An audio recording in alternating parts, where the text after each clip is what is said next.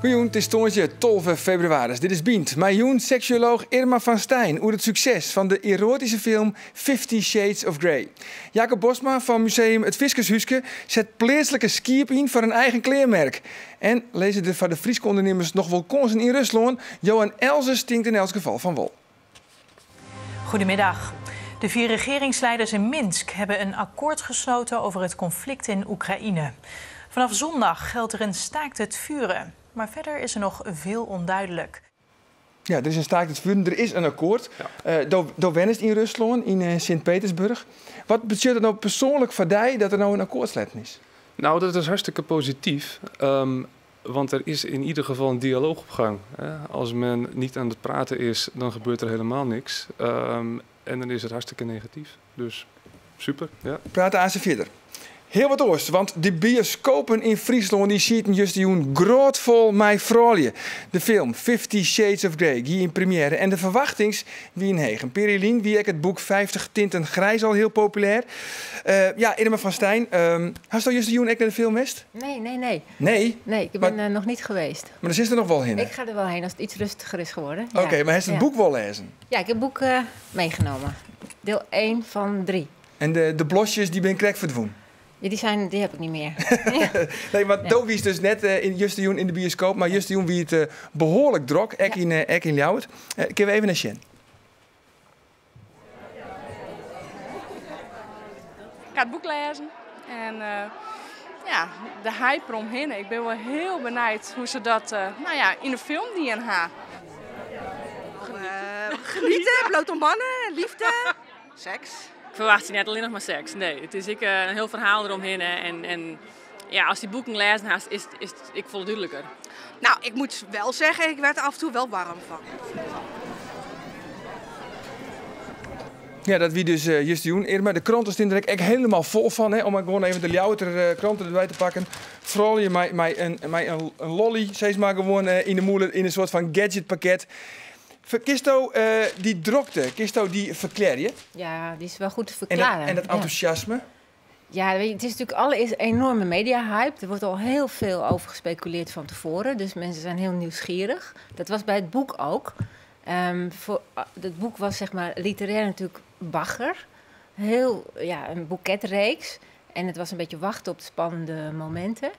Maar het was voor heel veel vrouwen toch een heel bijzonder spannend boek. Maar waarom? Nou, en dat komt omdat er wordt gespeeld met macht. Een paar universele dingen als een rijke zakenman hoog in de top. Dat erotiseert. Dat is gewoon heel aantrekkelijk. En een vrouw, zij is maagd. Het verhaal gaat over een student die gaat een rijke zakenman interviewen voor een schoolkrant. En daar komt een heel spel van kat en muis. Een beschadigde man met heel veel aantrekkingskracht vanwege zijn macht. En dat wordt een heel mooi spel.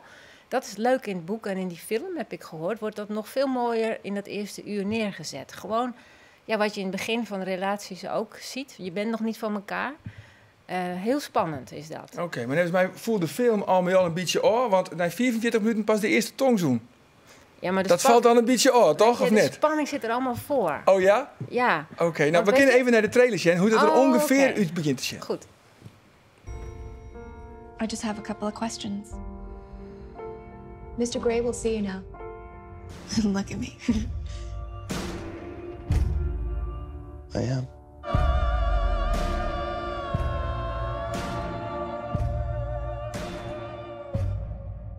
Enlighten me then.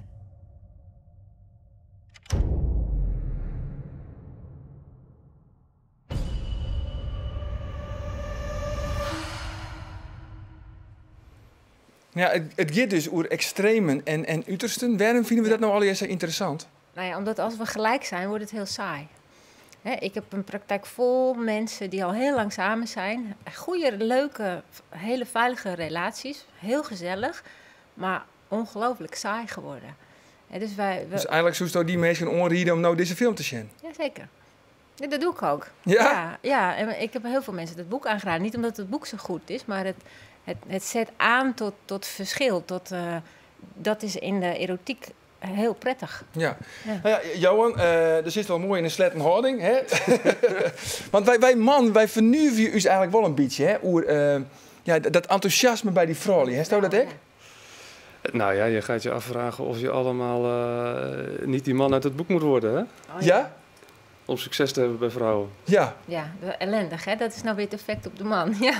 Dat is net het goede effect eigenlijk, wat je bereiken willen. Nou ja, wat mannen hier wel uit kunnen leren is dat als mannen heel vanzelfsprekend zijn, zich gedragen als een soort bank, zeg maar. Hè? Je bent er en je komt thuis en je doet alleen joggingbroek aan en je gaat zitten met een zak chips en je maakt niks van spanning.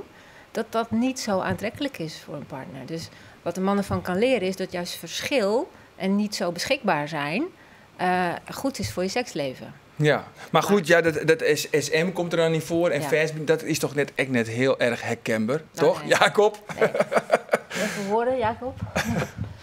Ja. Ja. Nee joh, weet je, wat het leuke van die film ook is het machtsspel. En als we het over SM hebben, dan kan je het hebben over extreme en waar het over heel veel gekkigheid gaat. Maar waar het hier over gaat, is niet over vernederen, maar het spel van je overgave. En dat gaat in vertrouwen. Ja. Ja. En wat je merkt is dat ook dat boek, maar ook die film, daar gaan heel erg veel mensen heen, met name vrouwen. Ja. Dus kijk, wie ik bij u in het Nijs, dat een vrouw van een seksshop, die zei van het seksleven van de vrouw zou wel eens drastisch verrooien kunnen. Verhoren kunnen. Ja. Ja. Denk je dat ik? Nou, dat boek heeft Toch wel al wat toch deze film? Nou, dat vrouwen wat explicieter zich gaan durven uitspreken over wensen. Maar weet je, ik wil een beetje af van dat SM-ruggen, want dan wordt het zo plat. Als je die foto op de krant ziet, dat is natuurlijk ook een platte foto met zo'n ding in je mond. Ja. Dus het erotische spel is veel leuker. En wat ik heb begrepen is dat het eerste deel van die film dat behoorlijk laat zien. Oké, nou ik ben heel benieuwd. En Dook is er in elk geval nog in. Is dat er ook in, Jacob? Ik denk het wel even, ja. Ja, Dook is er ook in. Bij de vrouw. Ja. Haas dan sjoggen we voor het laatst deze week in de haven van Haas. En wel bij de stoere man van de KNRM. Die trui, pak hem er even bij, Jacob. Want die trui die is van Waddenwol. Je zou er misschien denken dat er een duur kleermerk achter zit. Maar nee, het is het initiatief van het museum Het Fiskershuske in Peersens Moddergot. Want dat bestaat 50 hier. Jacob, du bent de mooiwerker. Vertel eens, wat is Waddenwol? Waddenwol, dat is wol wat van Skier komt, van de Zedik en van Terpen uit het Noord-Friesland. Die schier mooi alleen nog daar komen. Ja, die schier komt daarbij. Die wordt in de regio wordt het spon. En toch vrijwilligers breiden tot een trui. Mijn patroon zat die vroeger door de fiskers van Wierum en Moddergot droegen waren. Ja, maar dit is dan wiet. Komt echt van een wietskiep. En die oor is, dat is een beetje 50 tinten grijs. Ja, hè, inderdaad. Dit is 50 tinten grijs. Ja. Dus, speciaal voor deze oorlevering. Ja, inderdaad. Nou, is goed. Ja. Past er wel mooi bij, inderdaad. Ja, daar stoom we even om. Want wij hebben van de morgen even zoen bij het spinnen van die wol. Maar dat is heel speciaal. Hè? Want er zijn net zo volle vrouwen die nog echt spinnen kunnen. Nou, er zijn wel mensen die het spinnen kennen. Maar ja, we proberen wel een kwaliteitsproduct te leveren. Dus het is echt wel een kunst om het echt goed en constant en waardig voor een trui te maken, inderdaad. Ja. Maar ik heb altijd gezegd, mijn wol, dat kriebelt ook griezelig, of net? Nee. Nee? Het is wel lekker hoor. Is je lekker? Ja, het kriebelt niet. Kriebelt niet. Het is wel wat voor die wijze. Ja. En Sint-Petersburg, daar Wennesto, dat is natuurlijk altijd min 20, min 30. Hoe koud is het dan nou? Nou, het is nu ongeveer rond 0. Rond 0, dat valt mee. Dat valt mee. mee. Maar dat is dus misschien ook wel flat hakken van zo'n trui. Ja, dat lijkt me heerlijk door de bossen lopen met zo'n trui aan. Ja, toch? Maar wij zijn van de morgen even bij die vrouw die deze trui, die het spon heeft. Dat die schapen gewoon hier achter om het huis lopen, bij het huis lopen en dat we zo de wol ervan kunnen gebruiken. Kortere lijnen kun je niet maken. Ik ben nu aan het wolkaarden. Dat is dat de ruwe wol, zoals die van het schaap komt, dat die uitgeborsteld wordt. Het vuil valt eraf. De korte haren komen op de kleine borstel. En de lange haren, klaar om te spinnen, die komen op de grote borstel. Ik woon hier en ik vind hier geweldig en de historie. En daarom is het ook mooi dat iets dat hier echt vandaan komt, om dat te promoten.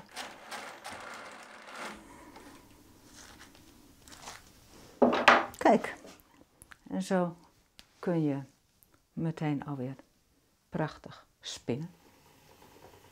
Doordat ik met de voeten trap, gaat het wiel draaien. En ondertussen trek je eigenlijk de wol die je eerst gekaard hebt, die trek je uit elkaar. En zo krijg je een hele mooie draad. Als de klos vol is, dan spin ik altijd nog 2 klossen. Als je die dan samenvoegt, zo, dan krijg je een hele mooie stevige draad. Ik zit niet de hele dag te spinnen. 's middags dan spin ik een paar uur en 's avonds brei ik. En het duurt ongeveer een maand voordat ik vacht tot trui klaar heb. Het is haast meditatief, liep het mij. Oh ja, of nou ja, nee, ik ga juist grootste plannen maken. De meeste ideeën rond het hele Waddenwol-project ontstond al spinnend. En zit je zo en denk je, ach, dit kan ook wel en ach, dat kan ook wel. Dit is een nieuwe trui, dus voor de Waddenwol. Ja, Jacob, is er eigenlijk een soort belangstelling voor? Ja, een soort. Ja? We verkepen nou een jaar lang deze viskestruien. Vorig jaar hebben we die in mei wol van een groothandel. Wol, deze patroon. Wat is bijzonder aan deze patroon? Nou, dit patroon bijvoorbeeld is droegen door de visker Jitse van der Luij uit Moddergat. Daar hebben we van foto's van rond 1900 zit hij op in een studio in Emden in Duitsland. Met een patroon zat hij hier op de shin is. En zo is deze trui is van Jacob Akkerman West en die kwam uit Wierum. En die is een keer op de foto kwam en onder hand van die foto hebben we dat patroon uitzocht. Dus we kunnen zeggen van dit is het patroon van Jacob Akkerman. Ja. Hartstikke. En hoeveel verschillende van die truien binnen dan? We gaan nou eens, in heel Nederland binnen er talloze verschillende truien. In Moddergat hebben we er ongeveer 6. In Wierum weet ik dat er 3 verschillende truien binnen. En wij beperken ons tot 2. In het Moddergat en in het Wierum. Ja. En die pet die je er ook bij, toch? Of die moedse? Jitse van der Leij die hier een moeds op de foto. En wij uitzocht hoe die moeds eruit zag. En die zag ze uit. Maar het was een soort van baret waar hij op de hol zet. Ja. En van het weekend is het dus al hier te Cape? Ja, vanaf in het museum? Ja. Het is net om een nacht, hè, zo'n trui? Nee, €194. €194. Maar dan ga je een trui voor het leven. Dan heb je een trui voor het leven. Ja, en zit hij lekker, Irma? Ja, hij zit lekker. Maar het is denk ik wel heel warm. Lekker. Ja, ik doe hem straks weer uit. Ja.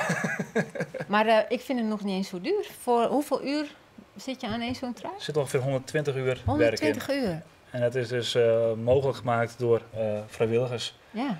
Dus die vrijwilligers die dan ik bijdragen aan een stukje culturele erfgoed, wat zo'n mij werken. Ja, eigenlijk nog een kopen, ja. En dan is het, want het is 50 jaar bestaat het Viskershuiske in Peers Moddergat. Ben er nog meer allerlei aardige activiteiten? Ja, in het 10 juli bestaan we 50 jaar. De hele maand juli zijn tekens staan voor leuke activiteiten. We zullen een keer van deze truien zitten we in de verloting, want dus meestal kinderen uit de longens komen. En ze nemen de moeite om te zeggen van ik was een trui hard, ik is een trui winnen aan het einde van de maand. We hebben nog wel leuke activiteiten. Nou, hartstikke leuk. Een heel soort succes in elk geval met het jubileum. Goed, dan ben we nog 1 keer op bezite in Haas. En een van de dingen die de oude 100 jaar haast net verhoord is, dat is de onwijzigens van de reddingsmaatschappij.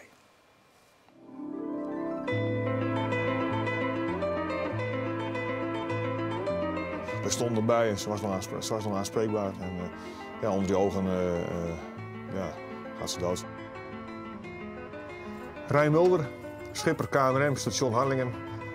En Harlingen is voor mij het stadje waar ik oud hoop te worden. En mijn vader is jaren schipper geweest op dit station en daarvoor ook gewoon bemanningslid. Dus dat is gewoon van vader op zoon. Ja, zit dat er zo in. Als klein jonkie ging ik al met, dus dat was eigenlijk geen keus. Ik rolde eigenlijk automatisch bij deze club. De pieper die ging, dat was een zoekactie naar een vermist visbootje. En dan komen we hier op het station en we bellen met het kustwachtcentrum en dan horen we even wat er precies aan de hand is. Nou, die vertelde dat er dus een auto stond op Brezondijk met een trailer erachter. En dat de familie aan had gegeven van jongens, ze zijn nog steeds niet terug. Maar we hebben wel gehoord dat die auto met trailer er nog staat. Dus we maken ons wat zorgen.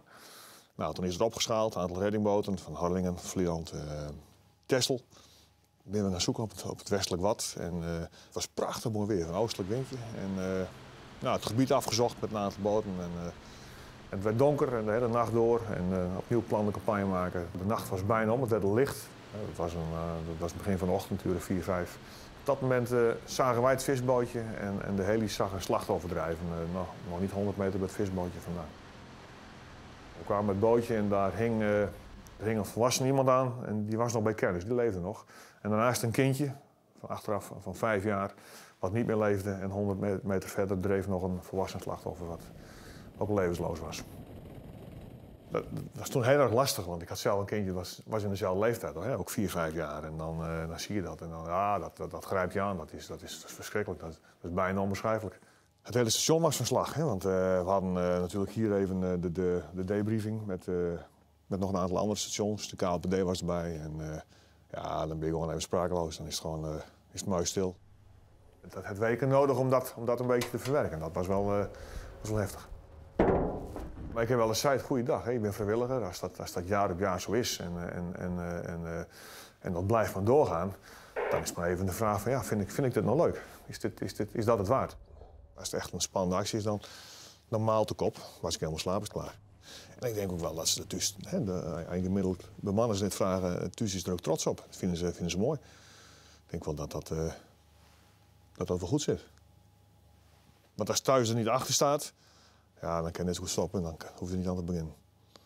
Want die pieper die gaat, wat ik al vertelde, die gaat altijd op het moment dat je of in de winkel staat, of net even naar familie toe wil, of noem maar op.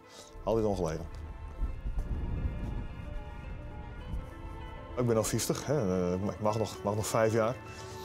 Maar het werken voor de KNRM zelf is natuurlijk prachtig. We hebben allemaal wel wat zout water in aderen. Dus dat varen in combinatie met die pieper en die hulpverlening, ja, dat is natuurlijk hetgene waar je het voor doet. De KNRM, het laatste onderdeel van de riegen van Haas. We zullen het hebben over Rusland. En als ik aan Rusland denk, dan denk ik vooral aan drege politieke verhoudings en boycotts. En in elk geval een plak, daar moet je absoluut net heen gaan. Maar Johan Elsers, Do Wennest en Do Wurkest in Sint-Petersburg. Zit ik helemaal mis? Nee. Nee? Je zit hartstikke goed. Ik zit goed? Ja. Maar Do Wennest, hoe is het daar om daar te waaien? Nou, ik vermaak me prima. Ik woon daar nu 3,5 jaar, samen met mijn Russische vrouw. Die ik bij deze in de groeten doe. Sorry, dat had ik beloofd. Oké. In het Russisch of in het Nederlands? Ik kan het ook in het Russisch doen. Nou, even in het Russisch dan versteert het misschien ook nog. Ja, die beeldje in de Kijk eens, dat praat dus vloeiend Russisch. Ja. Dat heeft dus in treinjaar hier onder de knibbel gekregen? Nee, ik heb Russisch gestudeerd, Slavische talen en cultuur aan de Rijksuniversiteit van Groningen. En toen ik dat af heb gerond, toen dacht ik van, nou, dat was in 2011. Misschien is het wel eens interessant om op zoek te gaan naar een baan in Rusland. En dat doet nou, en dat werken ze dus nou ook. En dat juist advies om bedrijven die het een gwot naar Rusland exporteren. Nou, wij adviseren Nederlandse bedrijven die dus geïnteresseerd zijn om ook te verkopen in Rusland. Ja. Maar nou had vanzelfs de Europese Unie al sancties om tegen Rusland. En Rusland op zijn beurt boycott ook weer gwot uit Europa. Ja, wat verneemt je ervan, had je daar wijnje?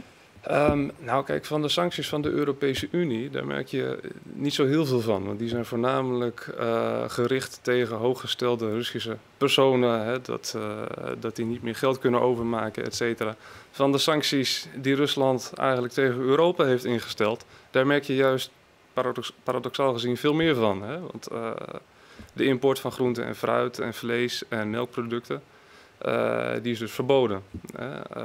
Er waren heel veel Finse melkproducten in Rusland. Nou, die zijn er allemaal uit. Maar ook heel veel Nederlands groente en fruit. Aardappelen uit Friesland, uit Groningen. Nou, die liggen allemaal niet meer in de winkel. Nee. Die moeten ergens anders vandaan komen. Dus ze liggen er wel, maar ze komen nou ergens anders vandaan. En die zijn een stuk duurder. Ja. Dus de prijzen gaan omhoog. En precies, wij hebben even een kwart fragment kunnen van Friese ondernemers die daar bot van te leien hebben. Oké. Goeien en welkom bij Joet. De boycott van Rusland op de export van al het eten vanuit Nederland rekt de economie in het het. Nederland is de rotonde in de groente en fruit van heel Europa. Dus dat betekent dat enorme stromen aan groente en fruit die worden al verhandeld via Nederland. Voor vishandel Damstra binnen de Russen goede klanten. Maar dat houdt een paar weken in één keer op. De boycott kostte Damstra alle weken zo'n €1000 aan winst. Siepelhandelaar Konax Onions in Sint-Jaap, ik houd ermee op. Het bedrijf is betroffen door de boycott van Rusland. Hoe de helft van de AOZ ging naar het land. Ja, hier zijn dus de problemen. In welke sectoren lezen dan wel mogelijkheden? Nou ja, kijk, er zijn natuurlijk genoeg bedrijven die machines leveren om bijvoorbeeld uien of aardappels te sorteren. Of allerhande andere machines maken die het mogelijk maken om dat soort vlees of vis of groente ook te behandelen. Nou kijk, wat Rusland nu gedaan heeft, die heeft gezegd van wij gaan niet meer importeren vanuit Europa. Wij gaan ergens anders vandaan importeren. Nou, dat is duurder. Bovendien ligt de roebel onder druk. Die is gedevalueerd. Dus wat krijg je nou? Het wordt in één keer aantrekkelijk om in Rusland lokaal te gaan produceren. Dus er zijn in één keer lokale producenten die zeggen van nou, wij gaan onze productiecapaciteit uitbreiden. Dan doggen wij het wel. Ja. Dus je kan natuurlijk machines leveren aan die bedrijven. Want er zijn natuurlijk Nederlandse bedrijven. Kijk, waarom is Nederland de fruit- en groente rotonde van Europa? Waarom zijn we daar zo goed in? Nou, omdat we dat allemaal heel mooi kunnen distribueren en kunnen regelen. Nou ja, zo zou je ook naar Rusland kunnen kijken op die manier. Ja. Stel dat ik nou ondernemer ben en ik wil in Rusland wat beginnen. Wat moet ik dan vooral net van en wat moet ik wel van? Zeg maar de do's en de don'ts die ik gewoon weten moet. Je moet je eerst eens goed op de hoogte stellen van wat er nou werkelijk in Rusland allemaal aan de hand is. Met een reisje naar Rusland toe, even een hotel boeken, dan kom je er niet. Ook door de Russische zakenpartner wordt zeer op prijs gesteld als je iets weet van de cultuur en de geschiedenis van het land. Kijk, als er één ding is wat Russen zijn, dan zijn ze trots. Kijk, Russen zijn trots? Ja. Maar dan ben wij Friesen ook, toch? Tuurlijk. Wij ben ik trots. Ja. Tuurlijk. Maar in de perceptie van de Russen is Rusland het enige land dat bijvoorbeeld niet door Napoleon is overwonnen, niet door Duitsland is overwonnen. En daar hebben ze Ruskop. En daardoor zijn ze zo trots op hun eigen land en op hun eigen geschiedenis. En als je dus tegen een Rus gaat zeggen van nou ja, maar eigenlijk hebben de Amerikanen de Duitsers verslagen. Nou, dan maak je dus geen goede beurt bij een Maar Rus. geen goede beurt. Oké, dan mogen we dat net zeggen. En ik heb wel jet dat als je vrouw bent, dan je, en je wil handel trouwen met een partner, zeg maar een Russische partner, dan moet je hem geen hooi aan. Klopt dat? Ja, inderdaad. Dat inderdaad. Klopt. In principe geven mannen in Rusland de vrouw geen hand. En andersom ook niet. Maar dat zijn dus eigenlijk de lezer wel degelijk mogelijkheden van Friese ondernemers om handel te trouwen met Rusland. Kijk, Rusland is alsnog een economie die vergelijkbaar is met de economie van Italië. Dus er zullen altijd mogelijkheden zijn. Oké. En ook nu. Wanneer is het weer waarom? Zondag. Zondag alweer? Ja. En dan, hoe koud? 0 graden, hè? Nee, de kist gewoon. Ja, 0 graden, maar een paar dagen geleden was het -10. Dus Oké, nou, waar wit? Ze lezen hier nog, die dikke trui. Ons 4, morgen dan weer de verzels weer. Tiegetank verzels van je komst.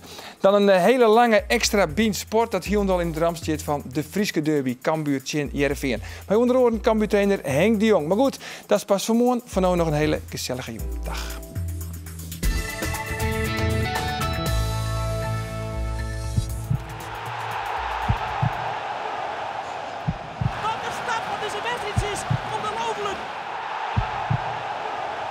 Het stadion ontploft hier. Geen dekking van Jereveen. Viel hier ook om. En daar is de 2-2.